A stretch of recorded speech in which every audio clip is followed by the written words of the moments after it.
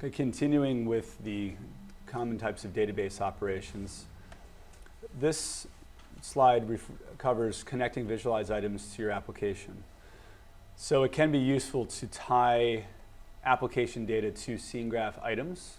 So for example, if you're doing some type of query or the user selected on something and you have other non-graphical information that might be associated with that scene graph entity or entities, which is quite common. And you can actually store what we call user data, or just any type of arbitrary data in the scene graph. And then, and that's optional, and it's something that you as a developer would supply and insert in the scene graph and decide how to interpret. And it's simply stored as a byte array. And either geometries or segments can have information. So in this case, we're actually just saying, in this, we're going to set some data called, we can set user data by index, typically is how you would do this. And there's an unlimited amount of user data entries that can be on each piece of on each geometry or segment. So yeah, when setting data, you choose an index where to place it.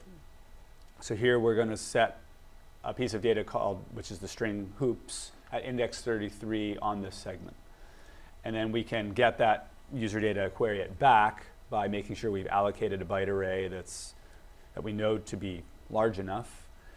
And then we'll just show that user data, which is, again, like getting a get. And then we can go ahead and delete this user data later on. Okay.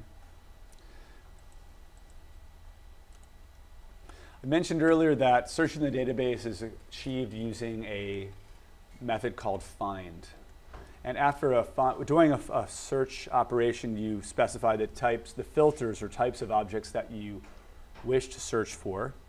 And again, it's a wide range of types. If we look at HBS search types, it's very, very similar to the types available on the list for flushing contents from the scene graph, as you might imagine.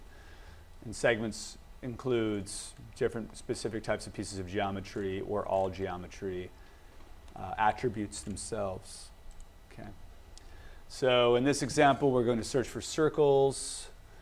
And when you conduct a search, you'll get back a search results iterator, which is an object that's basically encapsulating the list of search results, and then you can iterate over them using this getItem method and access each one information by calling getItem and then jump to the next one by calling next.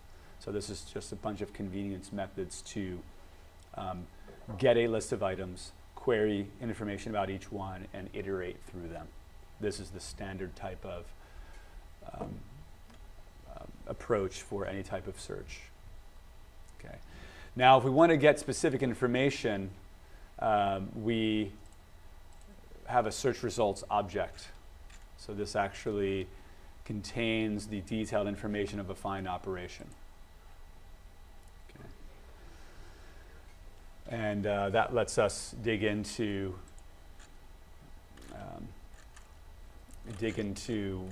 keys of what have been found and